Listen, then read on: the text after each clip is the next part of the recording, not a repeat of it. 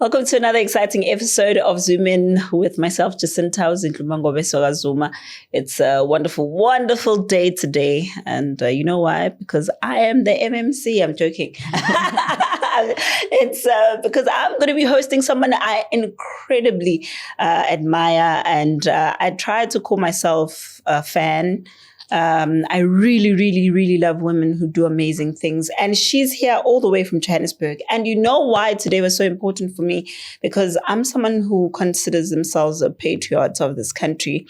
So when I see people who are doing such amazing things for this country, it can only warm my heart. And if you follow her, you know the work that she does. She doesn't sleep. She doesn't fear anybody. And she is a remarkable, remarkable woman. Yes, I said it, woman. It's not a man. I know. Compliments to the men out there. Absolutely not. This one is the mayor of Tshwane. Dr Nasiphi Moya. Welcome, Doctor. Well, thank you. And thank you for having me. This is absolutely amazing. I am loving the vibe here. But thank you for inviting me, Sissy. I'm also thank you for coming, by the way. Of me? Yes, the work that you do. Listen, I'm also a fan of any woman who says boundaries for who? And you just do what you need to do for our country. So thank you for what you do. Oh, thank you so much, Doc. Thank you. I'm blushing. So Doc is all the way in Durban, KZN today because I wanted to know more about you as a person, where you come from, where you are right now. So we're going to take it back all the way to, was it 1988? 87. Mm. When you were born in Mthatha. Tell us about that. Like, obviously you were not there, but like they told me stories. Your stories. Oh man. So I always say when you ask me what number I am on my parents' children, I divide. There's the mother side, there's the father side. Yes. So born 6 February 1987 in Pikwana. Okay, wait. 6 February. Which star sign is that? Aquarius. Oh, Aquarius. Yes. Okay, now I understand why you're the way that you are. You will explain that to me.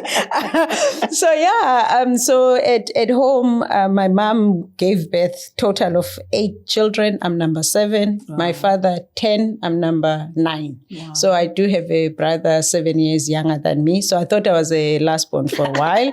That was snatched away. But yeah, born there, man, did my junior schooling there. So from sub A omncinci, sub A ophakathi, sub A omkhulu, before you get to sub B. And then all the way to standard 7. So at home, because I come after girls. Wow. So in fact, my name, it comes from the fact that my parents could not name me for 2 weeks because they thought I was going to be a boy finally, and I wasn't. Oh my gosh. And so my mom takes me to this old lady, like, yo, bani kamalak, yo, askamti mama, but I'm Dr Nasiphi Moya. So that's beautiful. My name. I know, right? And after I've heard that they could not name me, I beefed. Like, how dare you? But anyway, so grew up there, very happy child, very eccentric child, never fit in any box. But I grew up in Disolusa. So leadership is not new to me. Look after the cows and the goats and the sheep there. And breaking gender boundaries, I see. Definitely. So for me, being out there in the field, but also you learn a lot of things, right? You learn to survive in a male-dominated field. And so I did that. But also just to start the discipline that you get there. You must think for animals, when do they have to be released? So I grew up being this eccentric girl. I've never been accused of being a lady. So I grew up, man, very happy child until I finished standard 7, and then I went to Cape Town. Wow. But back at home, like your typical village life, where people actually base nobuntu. People love their neighbors. They look after their neighbors and look out for their neighbors. Yeah. And now we've got social media where you can break the story like that. We grew up like that. Something happens at 11 7 p.m., 6 a.m., the whole village knows your business. So I grew up in that space, man. So I'm not a suburban girl. I'm a village girl. So I don't understand suburban or township life. I see. Ntombazana Lali. I love that. And you did mention something that was very interesting about your parents wanting a boy. So what was the process? So there's like 7 of you, you're number 8. And then they tried again, so there was no boy. Did they eventually get their boy? What happened with the other sisters? Are you guys okay knowing that they wanted a boy and didn't get a boy? So when I was growing up, I knew that. So the first 3 girls, my elder sisters were there. The 2 boys in between, they had passed away already. Then there's the girl, the one before me, and myself. So I think they felt it after they passed away. But we need a mix here. So imagine now they have these 4 girls. Even though from my father's side, I had 2 brothers. Okay. But they were not staying with us. So I think from my mama wanted to give this boy. So after my sister, then it was me. I think that's when then it dawned on them, but we could do with a mix here. So for whatever reason, she was hoping I would be that boy. But otherwise, we understood. I mean, we grew up in a village where there were sayings like awuzelanga, if uzelintombi, but yo awuzelanga. And also the responsibility, the baton from father to son. But also, but it changed, by the way. If you go to my village now, all the houses and homes that have been built have been built by women. Yeah. And even old people would say, hayi abantwana abafana babhadlanga sicela intombi. Yeah. And sonke esilalini kulo mizi leyo utsi ubana amantombazana stood up and continued where their mothers left off. But where do you think that comes from? Because that's such a common thing where parents just want a boy, you know, and this obsession with the boy is like boy, boy, boy, boy, boy. Is it really about carrying on the legacy of this family? Can women not carry on a legacy of a family? Or is it really something deeper, like men just wanting to see a reflection of themselves in someone else? I think it's to do mostly with the former, to carry on the name of the father. And remember, girls are supposed to get married. And when you marry, you cease to be MaNgobese. You must be Zuma. And then that's where then the lineage gets interrupted, because you can't carry on your behalf, or on the behalf of your father, rather. Yeah. But a son is directly, from father to son, and then you carry on the name. But things have changed. Girls don't marry now. They stay at home and they give birth to sons. Yes, who carry the surname. Yes. So I think at some point it made sense that from father to son, then the name continues. But things have changed. And the good thing, I'm hoping that it's spread, is that elders understand that's how it is now. In fact, when I was home, the last time I was home, Ubaba Mncane wami is like a father to us, and he's like, especially after getting a PhD, like basically now this one is ours. Funny. So I think also, things have changed now, because if this girl who's working and building at home leaves, she lives with everything. Absolutely. So I think that, but I think initially it was the issue of carry the legacy and carry the name of the father. And now that you're doing so exceptionally well, what's the reception like at home? It's weird. It's very weird. So are you treated like your mayor now? No, like, Suga, those ones don't care about that. No, it's weird because, as I was saying, I grew up an eccentric child, independent, do my own thing, start my own things, and then I just report to, this is what I'm busy with. So you could say that I was not the child that everyone, people expected me to do something, whatever she decides to do, but it wasn't structured. Like it wasn't clear. So within the family, so both parents are late. So we are left the 5 siblings, right? And so when before I became a deputy mayor, I then went to talk to them December 2023 to basically, guys, are you okay with this? Because it changes things. I mean, all of a sudden my life is open up, your lives can be dragged into that. And then are you okay with it? But if you're not okay and genuinely not okay, I'm not going to do this because, I mean, they didn't sign up for this. And so when they said, what's the worst that could happen? I'm like, I don't know. Sure. Then they said, no, you can proceed. Then when I came back, so this happens in December, I come back January, I become the deputy executive mayor. September, I go home. My sister is celebrating her 40th with the elders at home. And people are like, we've seen you on TV. Like, when's Annie? Like, what's the story there? Like, no, deputy mayor. Like, for what? And I don't think it landed, right? And when I tell them that, so when they ask me in September, already I'm under consideration for the executive mayor position, and I'm there the reason I forced to go to the celebration was to talk to my siblings again to check how they're feeling about this. And so I came back. I became mayor. Everyone knew this one because I mean it's big. It's bigger than deputy executive mayor. And even like, you get a message from Umalume. Umalume is praying for you. Or Umalume do this work like this. And it's been weird because these people ordinarily don't take me seriously. And all of a sudden, other people take me seriously. But the funny part, in fact, I've got a picture where we were with veranda in the morning, we're gossiping. And he's like, yeah. So, lega mabuyane, awicingi wena uba kungene pha kumabuyane. Ndithi yedwa yabona if ndingenile pha, yabona la mhlaba sakufakela iklinik ne-high school pha, ndingenise wena ndaba.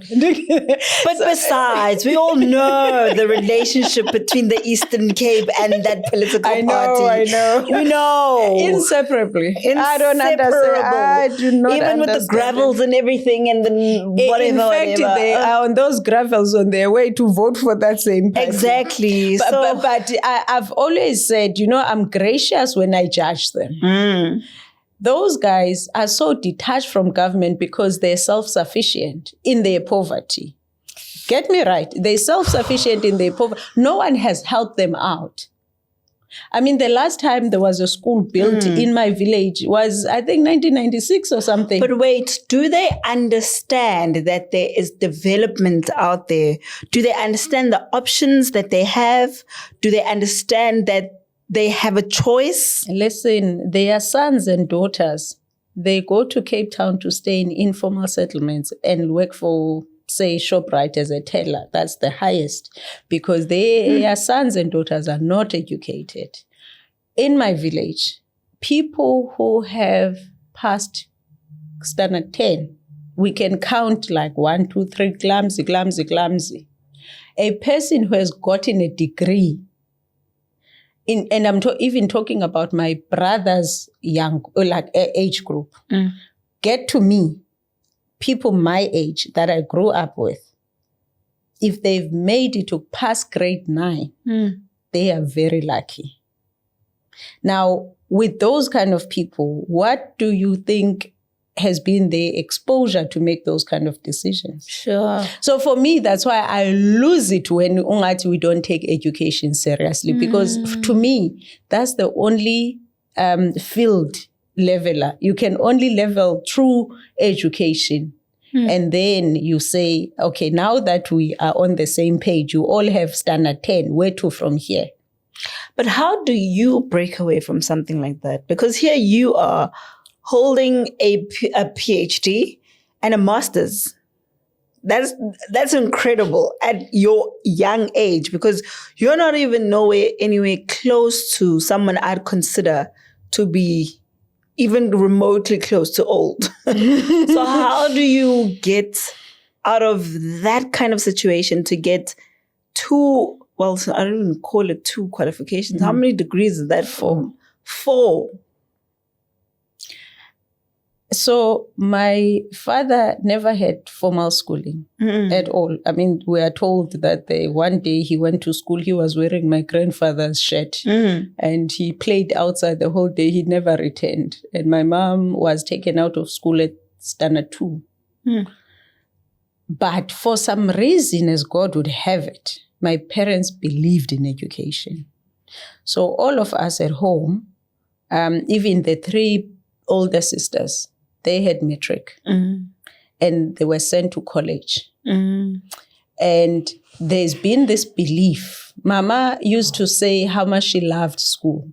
So what she didn't get, she compensated with us. So one of the things that were non-negotiable in my house is to go to school. Yeah.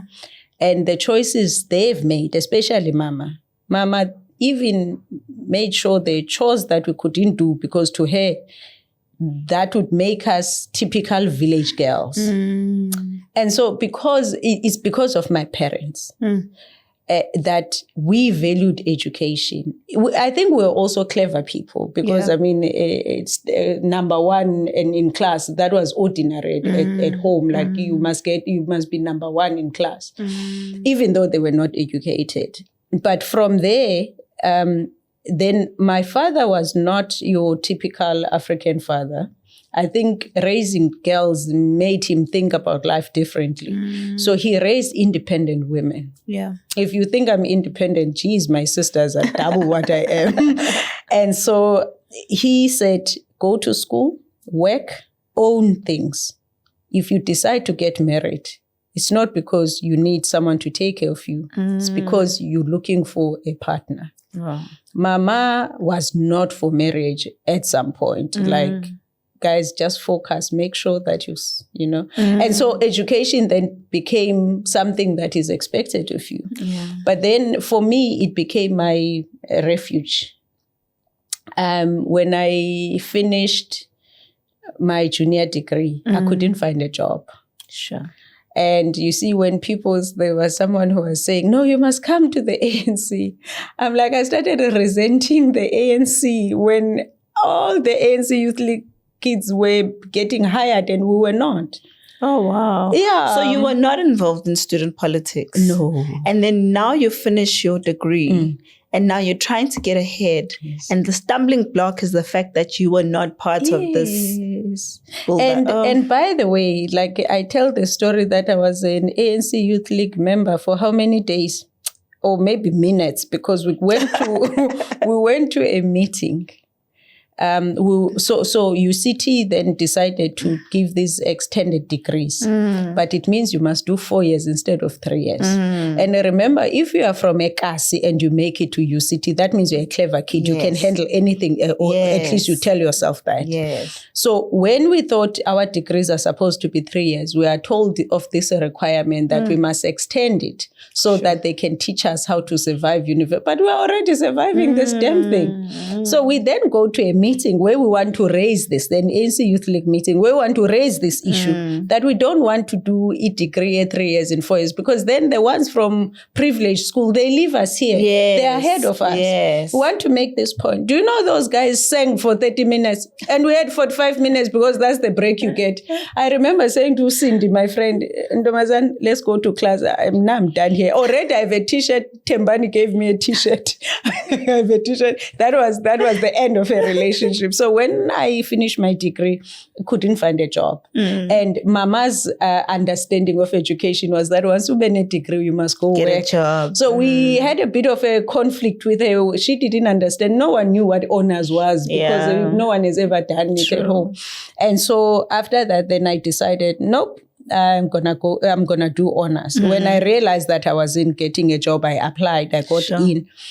I did my honors, a record time, 9 months, we are done. Job, nothing. I then decided to register for masters. It worked out in the end, but that was not the plan initially, to just be educated. The plan was to get that degree and go look for a job, which was brutal, by the way.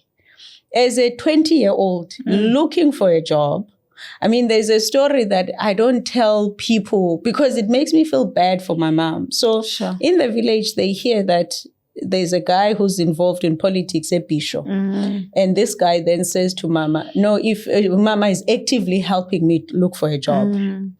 Print CVs, we go. And Mama then says, okay, let's go to Ustipotastao in Tata.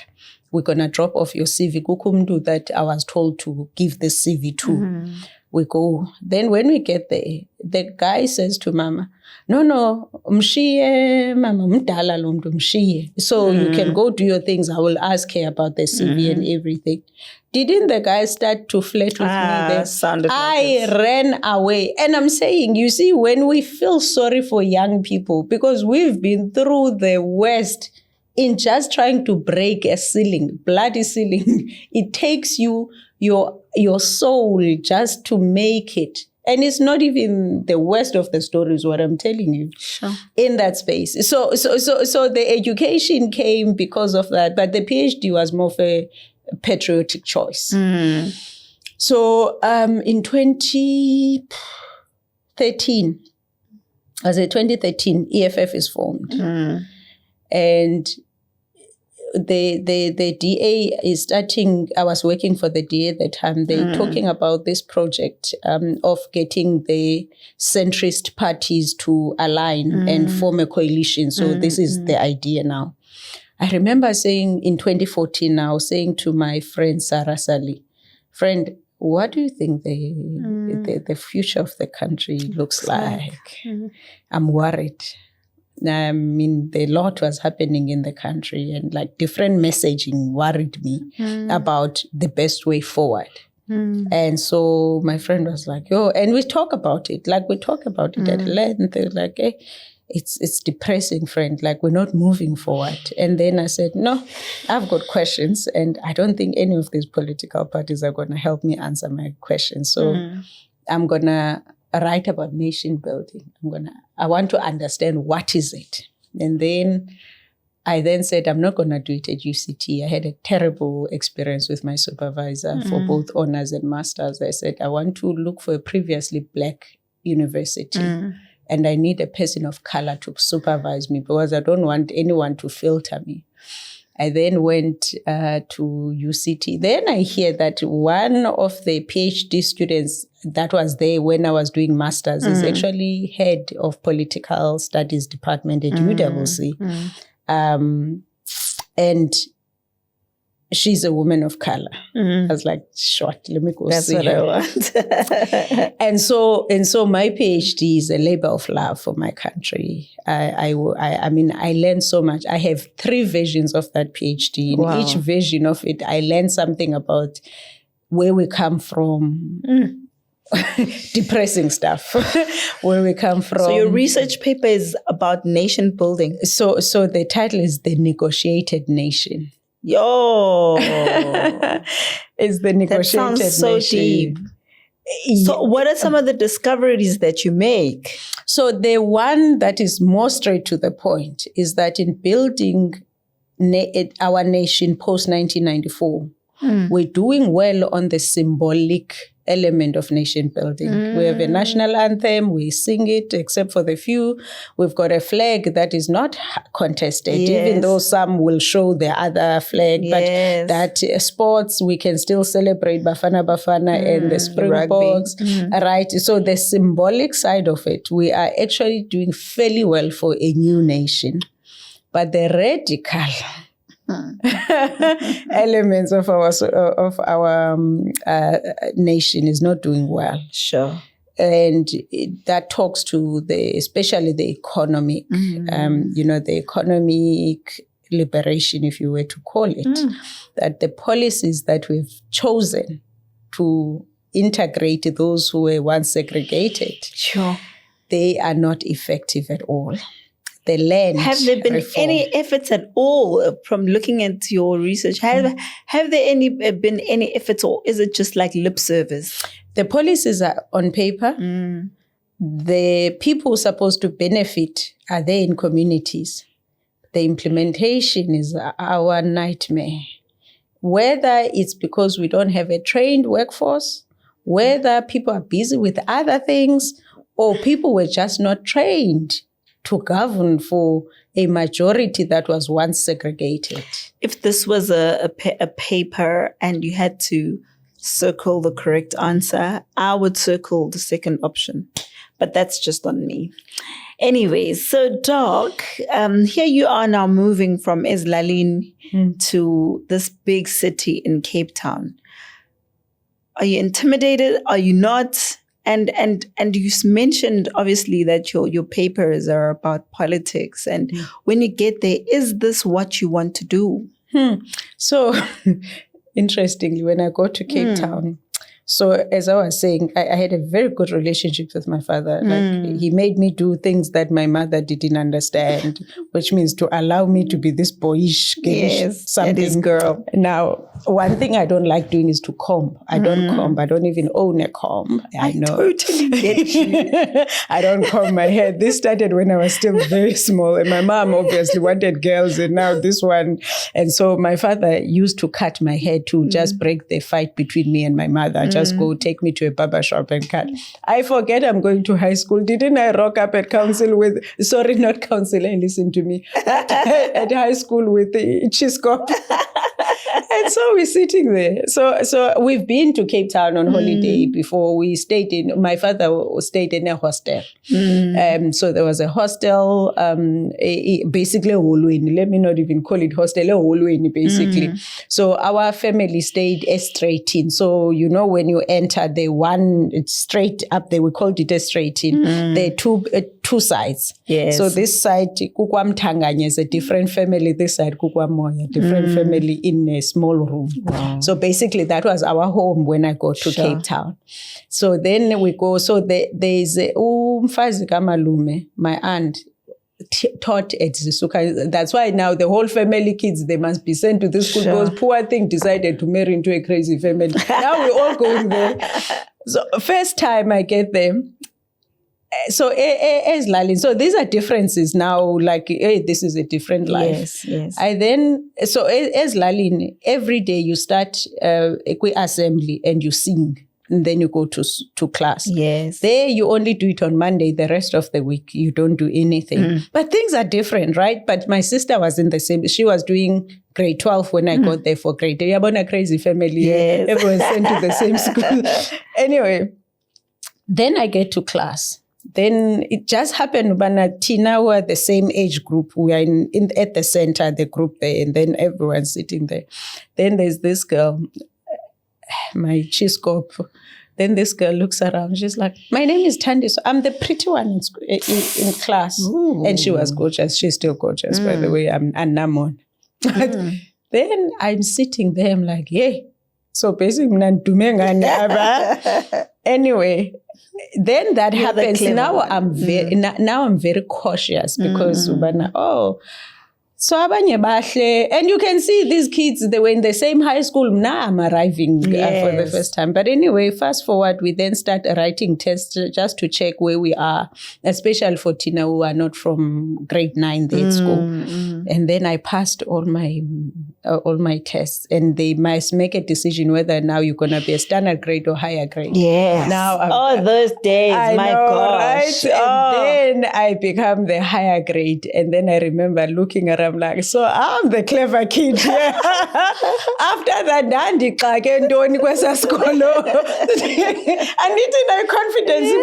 I promise you. Grade 10, I was the top pupil in grade 10 in the entire school. Grade 11, grade 12. I left with no questions. And because of that exercise, and I'm thinking to myself, should they have not done that exercise, I don't think I would have survived. Wow. There was an identity either born or confirmed during that time. I see what you mean. There was somewhere around that, before then, you were in a gray area of trying to figure out if prettiness is the goal. Can I fit in? Is this how these people live? I've never stayed in a dolopin. All of a sudden now I must worry because Utandiswa. And also these people have these kaftin. I'm like, where do they get the money? There's no money at home to be having these things. But that identity that was either born or confirmed that time, that actually you don't have to be like Thandi. So what is your own thing? Oh. And so, so for me, I was not intimidated. I mean, I used to walk from Guguletu to Philippi every single day, back and forth. And I never complained because there was a purpose, like the clever right? Clever girl. Yeah. So yes, it may have been intimidating, and of course, as a teenager, you go through things, and poverty is not one thing you should be going through with everything that was happening. And at the time, the parents are back at home, and my father is not well, and so so we stay as sisters. So we move out of a hostel. Then there's these flats that they built. So at least there's privacy. Now we can hide our poverty. I mean, those days you can go without food, and there's no guarantee you're gonna get food. Sure. And yeah, so those days it was one of those, like, when you look back, you're like, how the hell did I escape that? But it was, I mean, if you use that for lessons, there's many lessons in there. And did you end up studying what you wanted to study? No. Nkosi yam. So when we were doing matric, so I was doing commerce, right? So when we were doing matric, we went to Parliament, and Trevor Manuel was still the Minister of Finance. And he gave a speech. So high school kids are invited, and I'm there with my friend Pelogas. And so then they say, so he keeps saying, the economists have said this. The economists have said, I remember looking at Pelogas, I'm like, Pelo, it's about economist. I had no idea what that is, but I'm studying economics. So one of the subjects, economics. Now they're talking about economics. That means that this is where I'm and I'm good at this economics. Then we write matric. We go to. I apply at UCT, first choice, become economics. I'm like, I'm within, guys. Didn't maths teach me a lesson? Exactly. Your story is freaky, because I totally understand what you're talking about. So funny.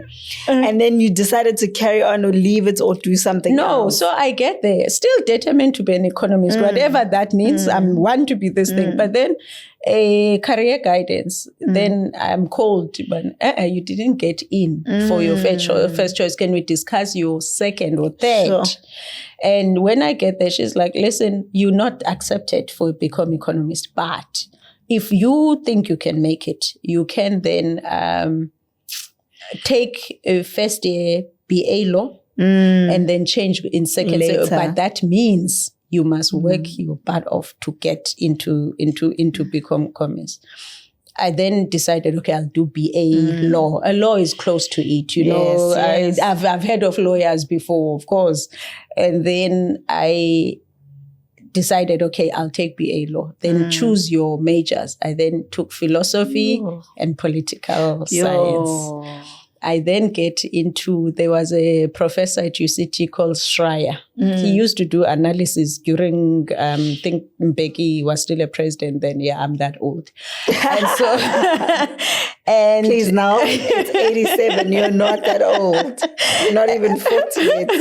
And so then the prof comes in and say, intro to politics. It was Paul 104F. In politics, there's no right or wrong answer. The right is determined by the strength of your argument. I was like, hello. Back. And you were hooked. Right there. Sure. And then I did, and I mean, I changed now major. Second semester, I already knew that I want to study politics. And philosophy. Wow.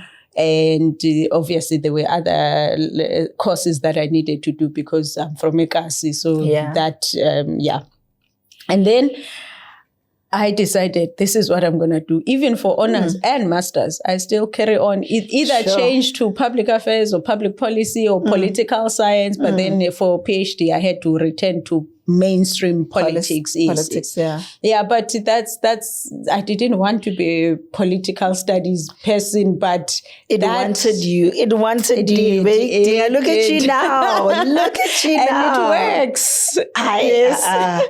So I'm just in awe of everything that you've shared with us so far in terms of your life, and I'm looking at the gap between you studying politics and you not being part of a political structure. Because at the time, I mean, coming from all that we came from during that time, having an identity, let me call it that, was important. To say, I identify as an ANC member, or I identify as a DA member, or I identify.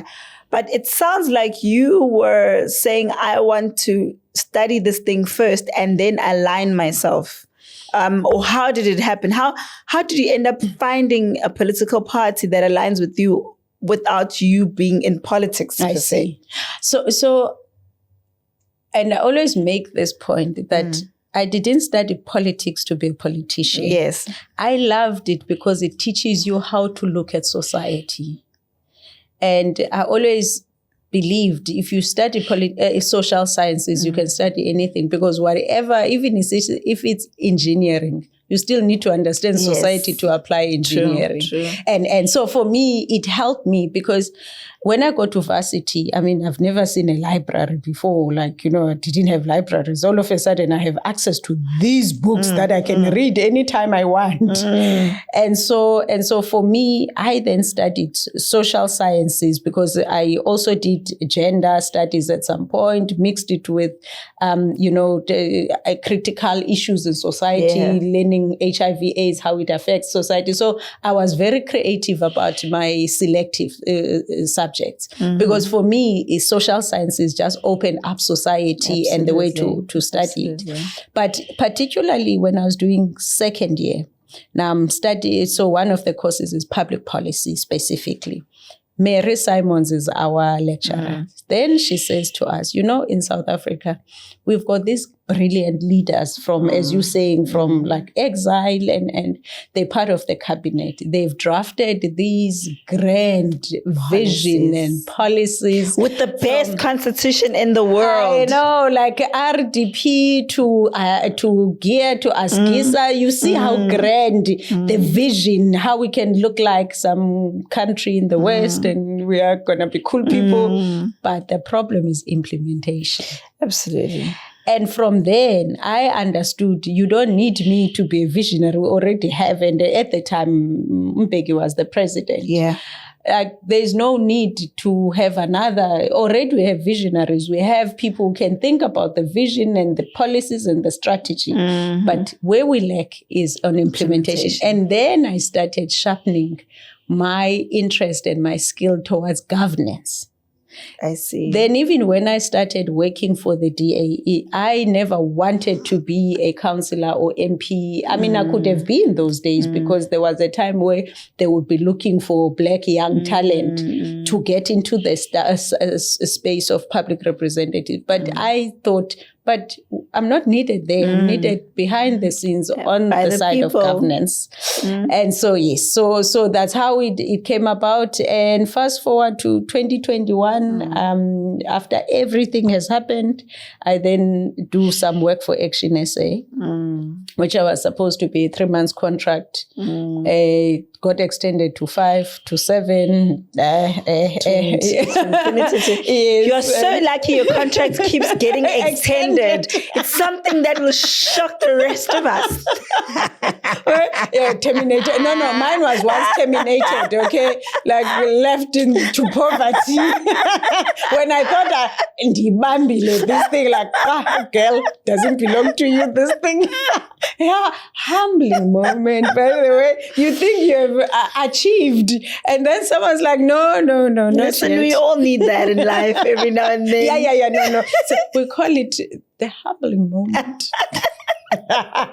It's life. I mean, being the smart girl in school, you needed that. Just a little bit of you are in the world type of thing. So, Doc, here you are now. You are aligned to Action SA. You were with the DA. You didn't tell me how you got to the DA, by the way. You just said you were working for the DA, then ended up with the DA. Is that how it happened? Yeah, so I don't want to promote the Joburg mayoral candidate of the DA. That one. There's no way that will happen. But anyways, if you don't want to share, let's quickly move on to... No, actually, you know what? I have a great deal of gratitude for people who carried me. Yeah. When no one could help me, and they helped me. So no, I tell the story with the great gratitude. So I remember I was saying I was struggling to find a job, and all the classmates who were aligned were being hired, and they were disappearing, right? Going into doing good things. I could get away with it after the junior degree, after honors, but after masters, you can't really get away with not really now looking for something. So I used to assist Prof. Tessa Dowling, if I'm not mistaken. So she was teaching isiXhosa at UCT. So I used to volunteer because, I was doing all sorts of things. But then I met her, and then the department didn't have a budget. I said, well, I can help you tutor isiXhosa for you for free. You don't have to pay me. Then this happened for, I think, 2 semesters. At the end of the second semester, we're marking. And then she's like, Nasiphi, what's the plan? Because now, you must leave. The thesis is in. So where to from here? I then said to her, hey, Prof, I still haven't found a job. And she said, do you mind if I give your CV to Helen? I teach her isiXhosa.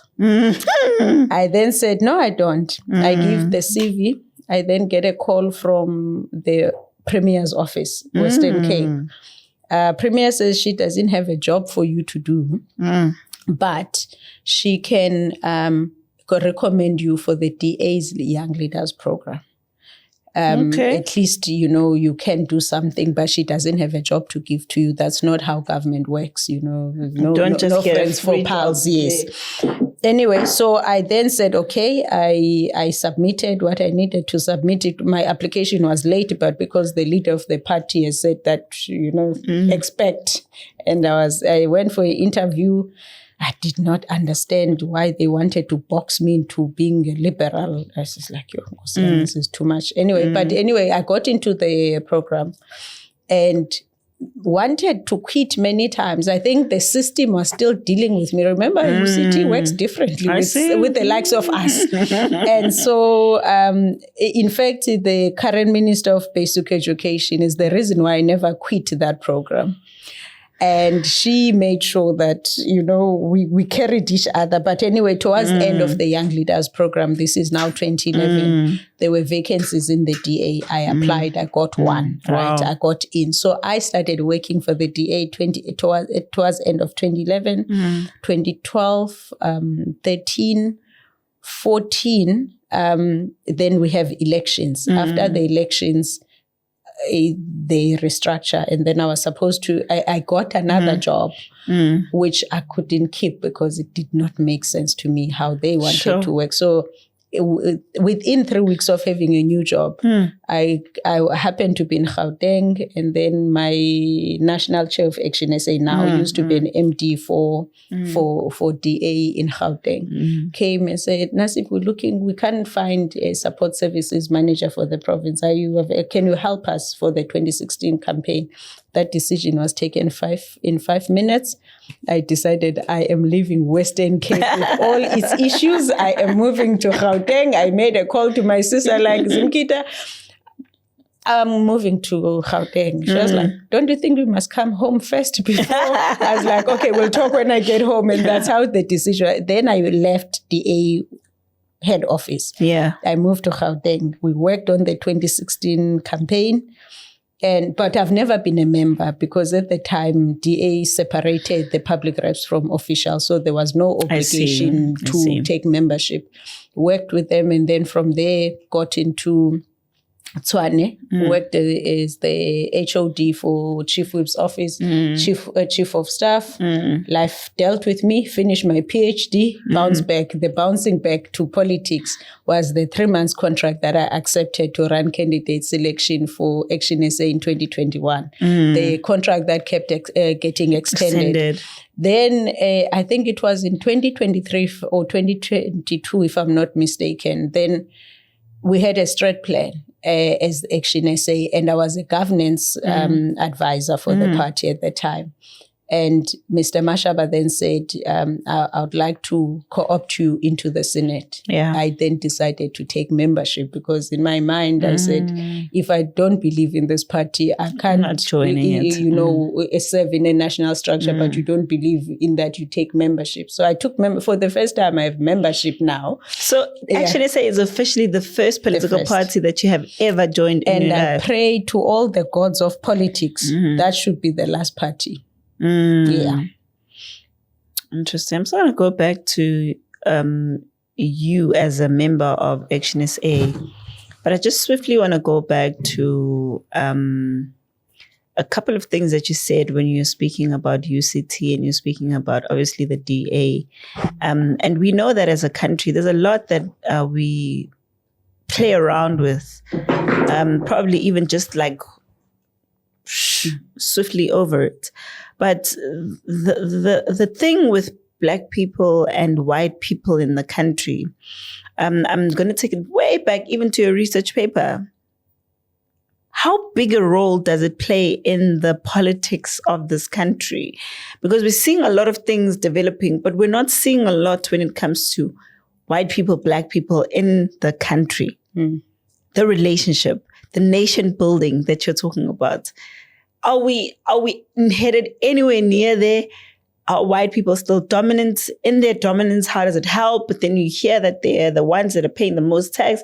Then when you look at that, then you're saying, okay, we're still dealing with that. Then now we have to be home to all of other Africans in Africa. Then we're back to white people and Black people. What role do you understand? It's a lot. Yeah. So when you get stats about where we are as a country economically, we are told that what is the percentage of the wealth that is sitting with the 7% of the population. So it's I think 90% of the wealth sitting with 7% of the population or something like that. Yeah. Yes. And if you break it down, what does that mean? Where do these people work? Where do they stay? Is there basically the center of it? Is there where this majority and this minority get to stay together? So someone like you and I, we've had white friends. Yeah. You know, if you meet a white person you like, you get along with them, you call each other, you talk about life, you don't even think about their race. The race, yeah. But it's because we've been assisted. Our conditions are not that far from each other. But it's only a small margin of Black and white, colored and Indian that have similar living conditions and similar economic opportunities that they get to stay together and do life together as equals. But if you are saying we've got of the, say, is it 42% of unemployed? Majority of them, the 60-something percent is youth of that. And you look at the race and the location of those young people that are without economic opportunities. Do you think they get to meet a white friend for a movie? Right? And so, and this is like becoming an obsession for me because I'm saying our generation, we may be a little bit too late to make amends. But we can't continue this pattern with the young ones that are coming after us. Now, to your question, I still firmly believe we can create a center. What you don't want is to have whites this side, blacks this side. You need to push them to the center. And what can legitimately push them to the center is if economic opportunities are equalized. That these kids are educated, given quality education. In their homes, they get basic services. That these kids, when they grow up, if a kid is destined to be a swimmer, they can find a swimming pool and swim. And talent be discovered. You don't find talent when you get to university. Talent is discovered at the age of 5, 6. And so I'm saying to you, there is a future where we can actually realize what is said in our beautiful constitution. But you need to do the work. And that work is what is not happening right now.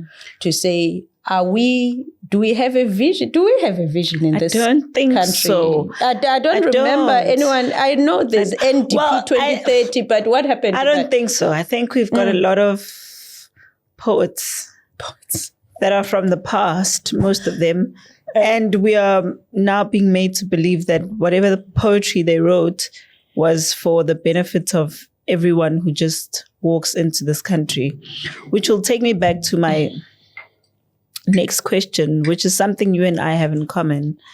The fight for the country. You know, I feel like there's a lot of people who now realize that we're in ish, you know. And when you realize that we're in ish, people will try and be selective about why are you dealing with this and not dealing with that, you know. Like, why are you not fighting white people and you're fighting, you know. So I want to find out from you, when did you realize that we have a major problem when it comes to illegal immigration in the country? When was that moment? Or is it something you've always known and you're like, when I get a chance, I'm definitely going and tackling this? So growing up at home, Mama had a spaza shop at home. And when she was ailing, we then decided we're going to force her to retire. And she then leased her spaza shops to these Somalis. Now we're talking a big one now. And so when we go home, go December, she will complain, they've been paid rent, they've been done this. And when you go there, it's untidy in that yard. It's a yard behind the homestead. But abantu abaklini, mama, kanti ngxaki intoni, abavali on time. So in my mind, they became a nuisance in the yard that when we were asking Mama, very stubborn person, can you please retire now? Like, we'll take care of you. We can, you know, peanuts and I will bring them home. But you need to close down. Of course, she didn't. She was an independent person as well. Then anyway, when she passed, that December that she passed, we struggled with those guys, right? Now, where you would not go to a village without hearing that there's a Somali. And back there, they are called my friend. But I'm talking about an experience of 2018, right? In Pretoria, I stay in Pretoria East. So I'm far from this. So the day-to-day, I don't get to see this problem. But 2016, Herman Mashaba has been talking about this, right? Then the pushback was, he's xenophobic. Yes. And I remember the issue of xenophobia has always been personal to me because there's a talk I was invited to in 2010 or 2011 where someone was trying to discourage me from, it was 2015, not 2015. They were discouraging me from writing about nation building. And the topic was, do you think the pursuit for nation building is, or do you think xenophobia is the downside of nation building? I had to fly to Cape Town to present why I don't think so and what nation building means. But this issue of xenophobia, it's always bothered me. Like, why am I being blackmailed now? I can't talk about nation building because now I must talk about other people who are not from. It must always be aligned to xenophobia. Patriotism is not allowed in South Africa. Yes. So now I'm passionate about nation building, but I can't write about it because I must be politically correct to accommodate foreign nationals that are coming to our country. No. For us as a nation, we need to build ourselves as the people of this nation. Anyways, this is 2015. Fast forward to when I then started in Tshwane as a deputy mayor. Then I get to be in the communities. this thing is bad. This is now 2024, beginning of 2024. You have these like isolated incidents. But because I stay in a leafy suburb, I can afford to pay rent there. Yes. That means doesn't affect you much. I'm protected from what people go through until you go to the core of the CBD, you go to a gas, and every spaza shops belongs to these people. And what would actually upset me, I wanted to use the other term, but I don't think it's allowed here. What would upset me is that when you drive out of a gas, you see these spaza shops inside the yards. There's that lonely guy with an umbrella selling knickknacks and sweets. And nobody's buying from them. And you ask yourself, Kandi Puti, where is home?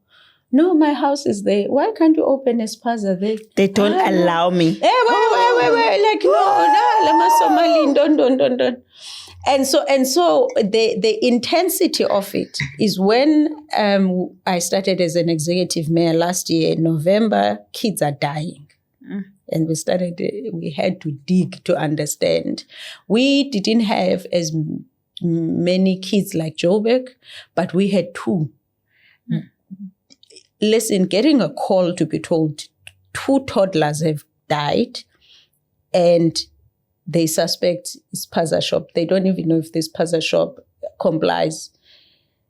You're like, no, I can't be helpless on this one. So then I took up the fight myself. I led it myself with understanding that it came with criticisms like, you know, xenophobic but we are asylum seekers, we are refugees, but we're running tuck shops because we don't respect the laws of the country. But nobody's going to tell us what to do because we've got political people in our pockets and the police. No, but also why are you selling expired goods and counterfeit goods to our people?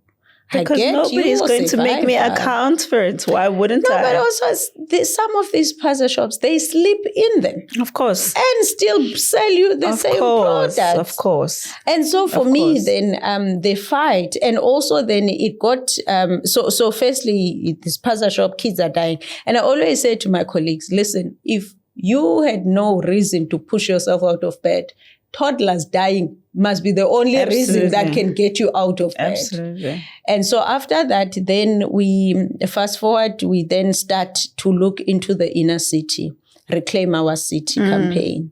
We target hijacked buildings. You yabatapula nje, like no papers. Nobody has papers. They all don't have papers. It's a banana republic. Everyone just does what they want. And it's bad because then it hurts me as an executive mayor is when I must deliver services. I get enough supply of bulk water to give to 4 million residents of Tshwane, but still not enough. Where does it go? I'm told over 2 million, you've got them in your city, but they're unaccounted for. Even that number may be wrong. Yeah. Unaccounted for. I'm asking, what kind of a city plans for the future like this? Where you are told there's a percentage in which your population grow per annum because of the nature of your city. People are coming for economic opportunities. And you plan for that. In Tshwane in 2011, the population was around 2 million. Now it's over 4 million. Now you can then say, okay, use mathematics and formulas and say, okay, my projection is that I must add this because that's the capacity in which the infrastructure can cater for, right? Then there are these ones that you don't even know where they stay. You don't know what they do. What do they drink? Which sewer do they use? And which electricity do they use? How do they get to where they do business? Or which roads? Because the roads are supposed to be catering for certain lifespan. And so as an executive man, I raised this issue when we met Minister Kodongwana a couple of weeks ago as the metro mayors. Now I said to him, I don't mind talking about the backlog we have in infrastructure. We must plan. In fact, we were told by 2050, in African cities, we would be accommodating 90% of African population. We must plan for that towards 2050. But how do we plan for people we don't even know they are in our cities? He gave all sorts of explanation. He was widely covered by the media in his response. But they missed to link it to what I was raising.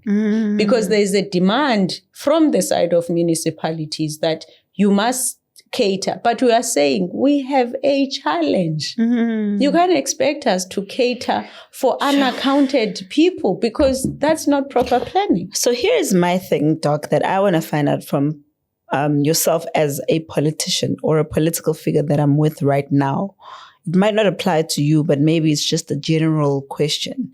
That when you're talking about politicians, why is it easier to paint illegal immigrants as victims instead of what they really are, and that is people who have come into the country legally and are committing crimes? I think it's people's or parties' predispositions about issues. If a party has maybe labeled themselves as Pan-Africanist, they may have sympathy.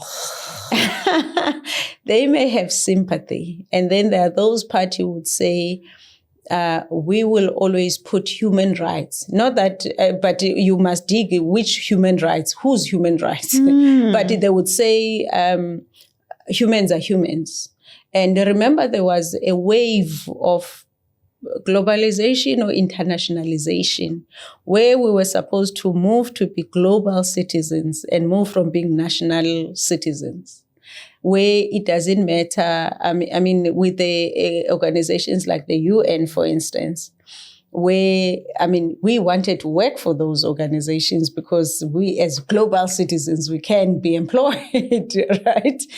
But the point that, for me, I'm sensitive about is to say that South Africa, unlike other African countries, only got its independence.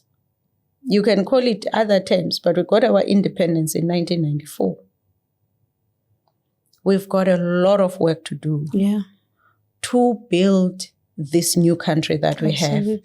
From a country that only considered 12% of its citizens to be the legitimate citizens. Abanye bebe kapach. And that's the majority of the population. I don't know, you get other countries, but not our size, that they've recovered quicker than us. But for us, we're talking about the history of like colonization. Move it. We're always fighting. You move it to apartheid. You then and by the way, there's a chapter where I basically go into detail in terms of the legislation of apartheid and what it aimed to do. Segregation is an understatement. That thing was a crime against humanity. How the Group Areas Act, for instance, the impact of it, we live with it today, where the people that we would like to get economic opportunities don't even know some of those opportunities exist because they are so far from the center and economic opportunities.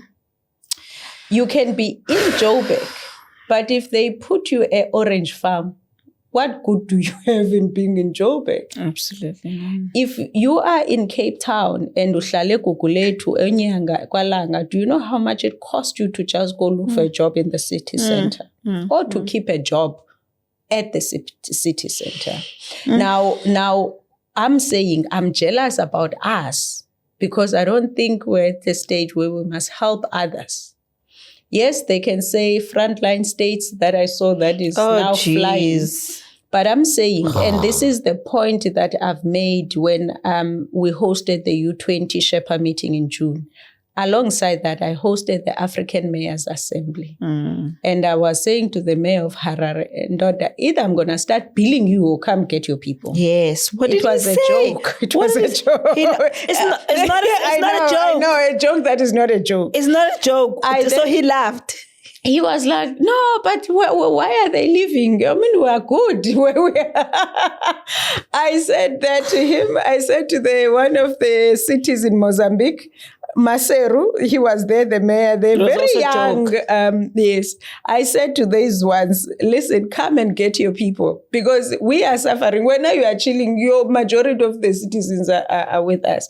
But my point to them was, colleagues, we can't say as African countries we are victims. We are now leaders that must come up with solutions that will build our nations and our cities for our people.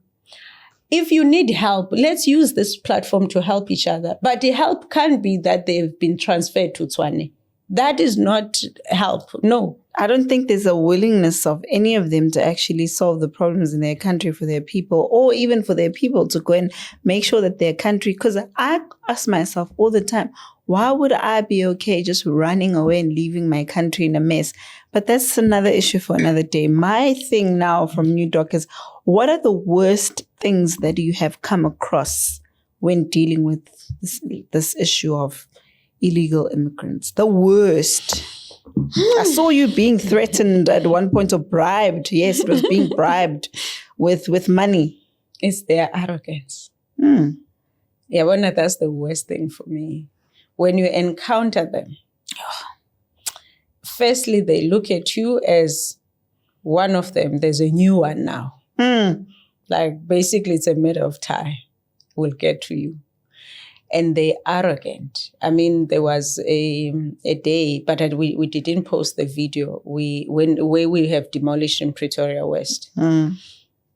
We've been there a couple of times, and I've been saying I'm looking for Induna Zalapa. And this property is hijacked. Who's getting the money? Who's connecting illegally to our water and electricity?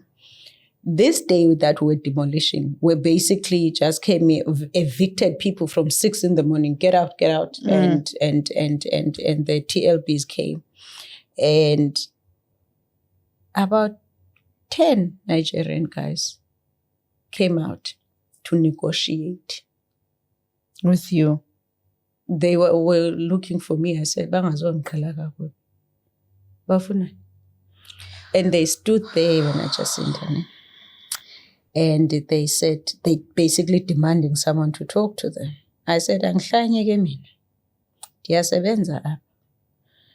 the guys who work in the department that's supposed to manage these properties then went to talk to them. But their arrogance, the entitlement. The one time we went to Pretoria West, the other side, I think we had about 100 of them gathering within a space of 10 minutes. Oh, yes, I've seen that before. They came out to intimidate. And then the advice was, AM, we must get out of here. I asked, where are you going? Who getting out to go where? Sure. In my country? Sure. I said, no. No, there's a security threat. We don't have enough backup. I said, call backup. But so far, there's no need for backup here. These people are here to see what government of the city is doing, and they are welcome to do so. Then we started closing down, disconnecting our water, disconnecting our electricity. They're very clever again. They can connect anything, these people. But for me, it's the arrogance that I've been here since 1992. Who do you think you are? No, but I've And your survived. government owes me. I've survived all these years without anyone interrupting me. Who are you, like, to come and want to change this? And it's that arrogance for me that I cannot stand. When you tell them you have broken the laws of my land, they look at you like, so? I've done it for years and you did nothing about it.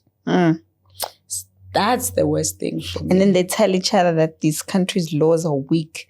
We know which laws to break, and they're not going to do anything to us. They have, and then our government does the same thing that they want, plays it right into their hand and allows them to get away with these things. If you close them down, they know someone who knows someone who's somehow connected to you. They would call that person. So the phone call that you had, that person was connected by a former colleague of mine.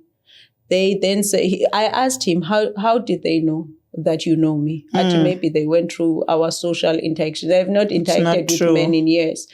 I think he offered to them that I know her, I can talk to. With that man. Now, when I did that recording, I was sending a message to say, firstly, I'm not your friend. Secondly, I'm serious about what I'm doing. There's a reason why I do what you're... Thirdly, how dare you? And then I put it on there. In fact, that they came with legal letters first. When I didn't respond, they started calling people, getting through via, came to me. And then he then took my number, which really upset me. And he started sending messages to a point where I archived his number. But when he called, and I was with the chief of police and chief of emergency, and in fact, I had asked them about the update on those two shops as we were standing there. Then I said, shoot, this is the guy, he's calling. I then said, record this. I needed that to go viral so that no one will think they can try to call me again to talk. So what did he say when he saw the video going viral? They then sent legal letters and said, I've put him at risk. And they said they know the guy is a chairperson of something. I didn't even know.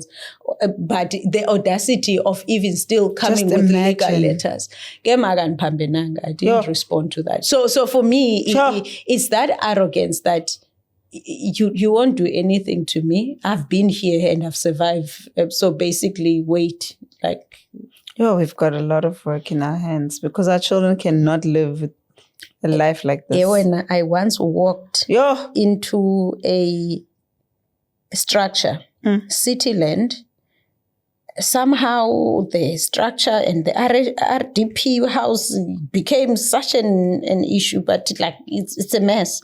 When you get to the back, there are 3-year-olds, 4-year-olds that are not at ECD.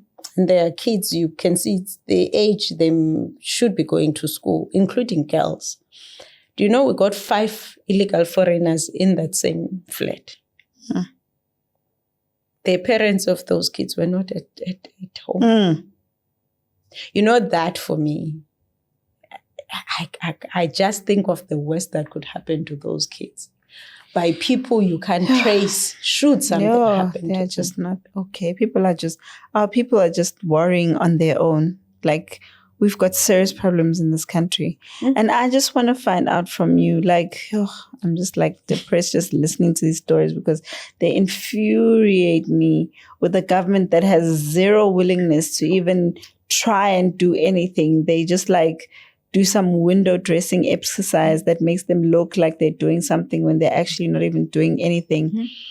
But what has been the response from SERI and lawyers, and those NPOs and NGOs? Have they come to you? Because I saw them complaining that people are being evicted from buildings, their favorite foreigners. No, not at the extent you'd get in Joburg. I do get a lot of lawyers' letters. Remember, for me, those letters come from anything ranging from informal settlements, someone writing a lawyer letter, all the way to big businesses who are complaining that I spoke about them on Twitter. So I get a lot of legal letters. So I need an army of lawyers to protect me. But in terms of that, not really. The lawyers' letters are there, but not as organized as you would expect in Joburg. What has happened, though, and these don't get publicized by them a lot, is that they would take me to court and they would lose. I mean, where we were demolishing, right, in Pretoria West, the 2 people there took us to court and they lost the case. So when there was an SABC report that says there's 300 people who have lost their livelihoods by demolishing there, I then said, good stuff. Give me those 300 names, because we've been looking for people who've hijacked the buildings. If they've given the names to the media must bring those names so we can go open cases. Human Rights Commission things. Anyways, I totally... But like, Doc, before, there's so much that we still have to talk about, but time doesn't allow. But I just want to hear from you. Do you think there's hope in winning the fight that we have in our hands right now, which is that of illegal immigrants? The hope is in the fight. Yep. If you're sitting and do nothing, there's no hope. But if you fight, there's hope. So the hope is in the fight, Now I say, those who've seen the light, where there's a burning desire, get started even if you're on your own. Yeah. You may look crazy, you may look out of what people expect of you to do. So funny you said that, because someone like on Facebook, they were saying I'm crazy. No. It's a very easy label. It's a normal thing. No, like people would say, no, this woman is crazy. And I said, in fact, that's the label that I'm comfortable with. Because when I'm normal, I won't do the things and the kind of things I get to do with my crazy self. So crazy works for me. Now, this is how we need to do it for those who want to do it. You need to find a cause that even when things don't go right, you'll still wake up in the morning and continue. Yeah. So for me, first is always to wake up. Yeah. I don't sleep in and say, today I'm too depressed. Especially when I'm depressed, I must get out of bed.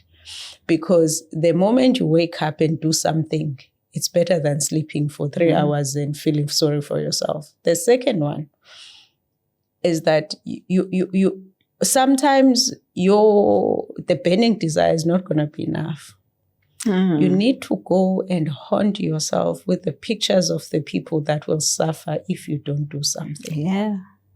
So for me, the stories of Umakoko who lost a title deed in Hammanskraal, the kid that was raped by an illegal foreigner who was renting a back room, the kids who died from buying spaza shops from illegal foreigners who sell things that are not. So you pay attention to these stories, and you then say, when I don't do something, what if that repeats? And there's something I could have done to prevent it. And that's the way to, if you have a cause big enough. Now, for us, we are told, we must take care of our mental health, life balance. Oh, no, it's too big a fight. Like, you just focus on your life. And you can't change the world. You found the worworld like this. You're smart. Why would you spend your time? And I'm saying, if that is all our mentality, we're going to leave this world worse than it was when it was worse. Yes. And so we also need to understand, and I always say, if you come into public service because you are looking for ways of enriching yourself, you're going to cost us. It's like women like us. We can't drop the ball, not because we need to look like hard workers. Yeah. Because if Nasiphi had an opportunity to be an executive mayor as a black woman and she failed, how many other black women will never get that opportunity, being beaten with the same stick to say, but Nasiphi failed? Yeah. That means all of you are not capable. Absolutely. So for me, I'm very tough on women to say, listen, our cause is not over. We are not done. This system wasn't created for us. We are trying to fit in it. Yeah. And so when you have an opportunity, can you understand it's not about you? Yeah, it's bigger than you. It's bigger than you. Bigger than you. And I'm so proud of you. I can't explain how proud I am, because you do it with such grace. I mean, you're not aggressive. You're not like some of us get angry. I know I get angry like a lot, and you never project that. You're always like calm and calmly trying to navigate through this thing. And I think maybe it comes with the fact that you're in government and you can be the change that you want. Yes. But as ordinary citizens, it gets really, really frustrating when you have to go to people to ask them to do something they're supposed to be doing. And you know what I mean? And they don't do it. Them and still don't do it. And then when you're there, then they want to make you out like you're the crazy person for wanting them to do what they're supposed to be doing. Yes. When their focus, like I said, number 2, initially, when their focus is on other things and not exactly what they're supposed to be doing. Yes. So I just want to say thank you for being an example of what this country needs. I wanted to say thank you because you are so remarkable, and yet you don't try it so hard. You're just gracefully doing what you have to do. And that is really all that we ask from people that are delivering services to the country. And really, I just want to know, how do we have more Nasiphis out there? Like, your mom and dad didn't, like, 8 wasn't enough. Like, bring more. We need more. But it's not that I don't get angry. No? And I'm one of the most impatient people you can meet. For me, if you said we're starting at what, let's start at what, and I've got that personality, it must be done. But I'm very mindful of how I present to myself, how I present myself to the people that I think need me the most. Yeah. You guys may get, like, she's calm, but sometimes the people who need me, they can't feel that I'm not in control or I don't have hope. I see. And so even when things are bad, and I'm saying bad, right? For me, I must mind how I present this as a problem. If it's a problem, I must be able to say, is it solvable? Yeah. And not say other people will do it and say, I'll make sure it happens. Yeah. And because in Tshwane, for us, you could easily consider us as a black government. And we started on a 0% trust base. Yeah. No one knew the mayor. They've got things they want to talk to the mayor about. Mayors are nowhere to be found.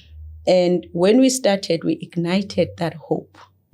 So we carry the fact that we've ignited something that did not exist. Yeah.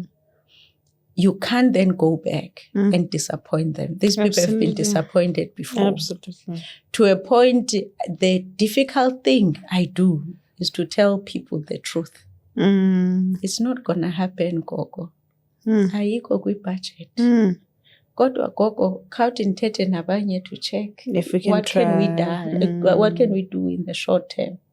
It's the most difficult thing to say to someone who says, Omnyuma Gogo was saying, for 5-6 years, they can't keep abazukulwane in the house because there's sewer. There's a sewer pipe that collapsed. And Umagogo's head, when I was still a deputy mayor, heard that I'm coming. And abehlamba impahla phandle. Athi no, abantwana bam bahlala phaa kulaa mzi because there's sewer in the house. It's smelling, so I can't stay in abazukulwane because of this. And then when now you come and say, yo, khange siyibhajetele this pipe, that will make lo mama to stay in abazukulwane bakhe. Right? Now, what is then the responsibility that I have? As you say, I am part of government. I can do something. Now, I can't come out and take the little hope that this Ukoko has. And remove it, yeah. So I do get, and I lose it. In the boardrooms, I lose it when things don't go according to plan, when people are dragging their feet, because I think, for me, if civil servants can understand, their actions or inactions have consequences. Absolutely. If you do good consequences. If you don't do anything good, that means people may die because you didn't do what you were supposed to, and people have died. All right? Now, how do you get more Nasipis? And I'll use your term there. I believe if you can get Mna, guys, I promise you there's many South Africans who mean well and who've been doing the work and maybe doing it in different platforms. It's not easy to penetrate the political system if you don't come via, as we were saying earlier, through the structures of a political party, and that political party gets into government and see you as the person who's going to represent themselves. Remember, we're talking about 11 of the 214 councillors in Tshwane get to be in the MEICO, right? Yes. So they may be there, but the system is not open to them. So they are not the MMCs. Anyways, but and then the other thing is that people have left public service and say, I'll try to serve my country in the private sector because the public service is not,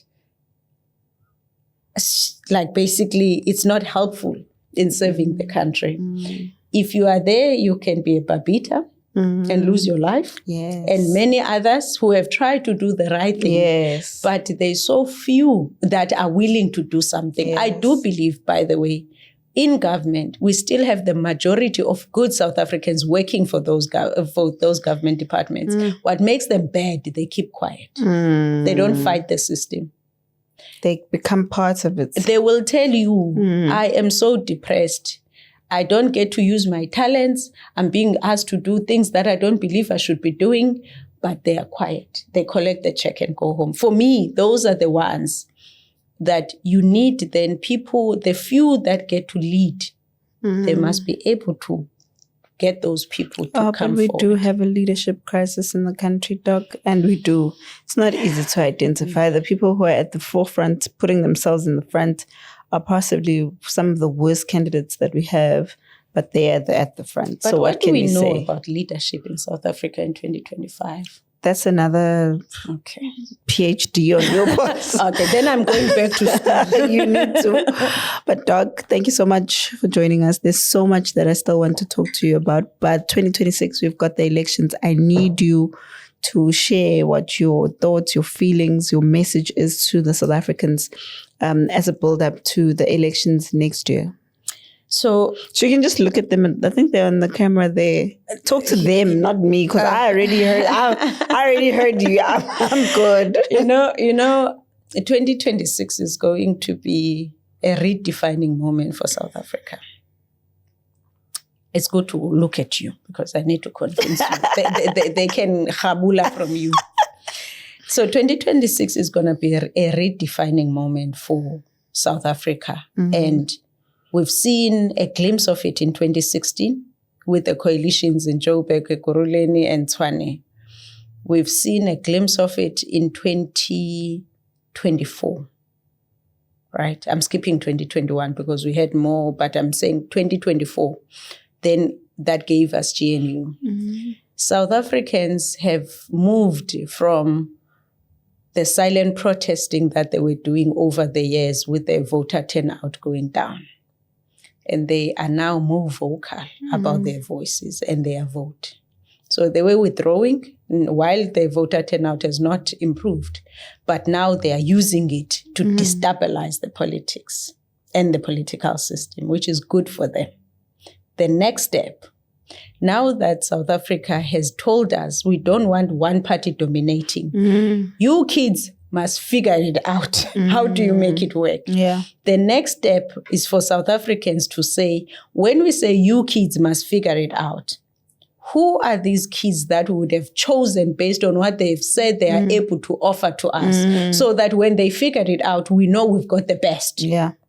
Right? Absolutely. So South Africans must understand while they're opting out of the political system, that is not an option because the worst could be happening. And people have been toying with very big words. As someone once said, we want a coup. We don't want a coup. Yeah. We're not going to survive a coup. No, we have not survived apartheid. We have not recovered from COVID, for goodness sake. Now you want to give us a coup. We keep borrowing money from the world. And we don't want that. What we want is for South Africans to say, I've got a power. And my power is in the vote. I'm going to give myself time. And in that time, I'm going to listen to the mayoral candidates, going to listen to the ward councillor candidates.